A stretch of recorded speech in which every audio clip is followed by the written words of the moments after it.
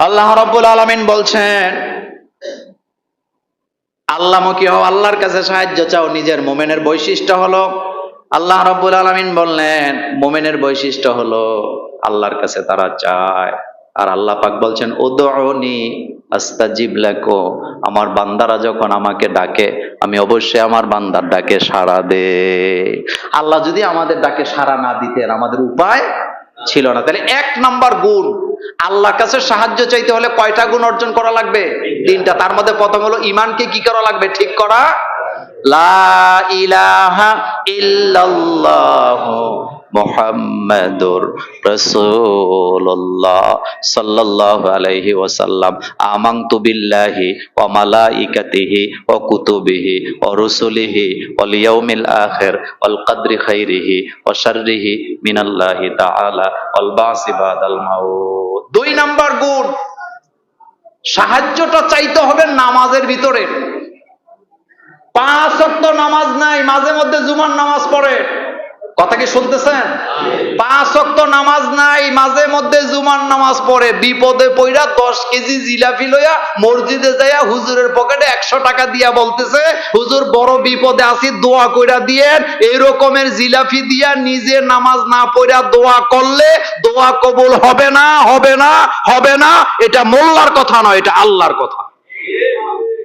আস্তাঈনু বিস-সাবরি ওয়াস-সালাত, আল্লাহ বলতেছে সাহায্য চাও নামাজের মাধ্যমে। মোল্লার কথা না, আল্লাহর কথা। সাহায্য চাও কিসের মাধ্যমে?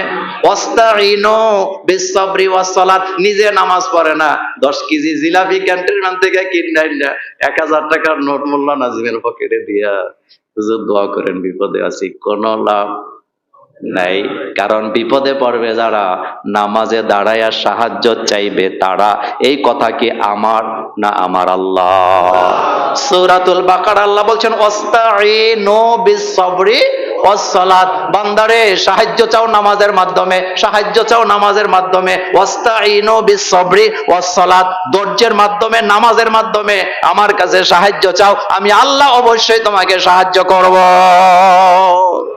লম্বা লম্বা সেজদা দেন। হযরতে ফাতেমা রাদিয়াল্লাহু তাআলা আনহা বলেন, আমি আমার পিতা রাসূলুল্লাহ সাল্লাল্লাহু আলাইহি ওয়াসাল্লামকে জিজ্ঞেস করলাম, বাবা আপনি আমাকে বলেন তো বিপদে পড়লে আমি কি করব? আল্লাহর নবী বললেন, ফাতেমা রে, যখন এই বিপদে পড়বা নামাজে দাঁড়ায়া যাও। কোথায় দাঁড়াও? নামাজ, নামাজ, নামাজ, সালাত, সালাত, সালাত। নামাজের ভিতরে দোয়া কবুল হয়। কিসের ভিতরে? নামাজ পড়েই না। নামাজের 5 ওয়াক্ত আজান হয়, মসজিদের সামনে দিয়ে চলে যায়, কিন্তু মসজিদের ভিতরে ঢুকতে রাজি না। 3 নাম্বার গুণ হলো নিষ্ঠাবান হওয়া। নিষ্ঠার মাধ্যমে আল্লাহর কাছে সাহায্য চাইতে হবে। নিষ্ঠাবান হওয়া, নিষ্ঠার ব্যাখ্যা আমি করতে পারবো না, আমার হাতে এত সময় নাই। তবে একটা কথা আপনাদেরকে বলে দিয়ে যাই, লোক দেখানো হলে হবে না। লোক দেখানো হলে হবে না।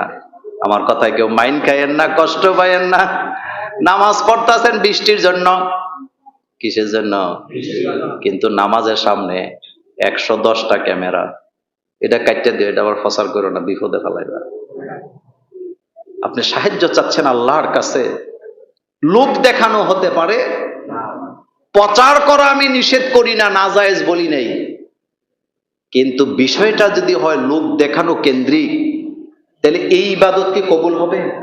ওয়ামা উমিরু ইল্লা লিয়াবুদুল্লাহ মুখলিসিনা লাহুদ্দিন। ইখলাসের সাথে চাইতে হবে, ইখলাস থাকা লাগবে আপনার মধ্যে। ইখলাস, ইখলাস। দান করতে হবে ইখলাসের সাথে, সাহায্যটা চাইতে হবে ইখলাসের সাথে, যা কিছু করবেন আপনার মধ্যে ইখলাস থাকতে হবে। সব কাজ কাকে খুশি করার জন্য? আল্লাহকে খুশি করার জন্য। এই নিষ্ঠার মাধ্যমে যদি আপনি সাহায্য চাইতে পারেন, এই 3 ধরনের গুণ যদি আপনার মধ্যে থাকে, আপনাকে সাহায্য করবেন কে? আর এই 3টা গুণ নবীদের ভিতরে আছে না? না, নবীদের ভিতরে ছিল। আমার কলিজার ভাইয়েরা, এই যে গরম, গরম তো আপনারা দেখছেন, এটা তো কিছু না। গরম মূলত আসে জাহান্নাম থেকে।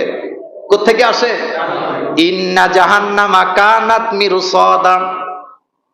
জাহান্নামের শাস্তির কথা কোরআন হাদিসের ভিতরে 1000-এর 1 ভাগও আল্লাহ বলে নাই। কারণ রাসূল বলছেন জাহান্নামের সব শাস্তির কথা যদি দুনিয়ার মানুষকে জানানো হয়, মানুষগুলা মানসিক রোগী হয়ে যাবে।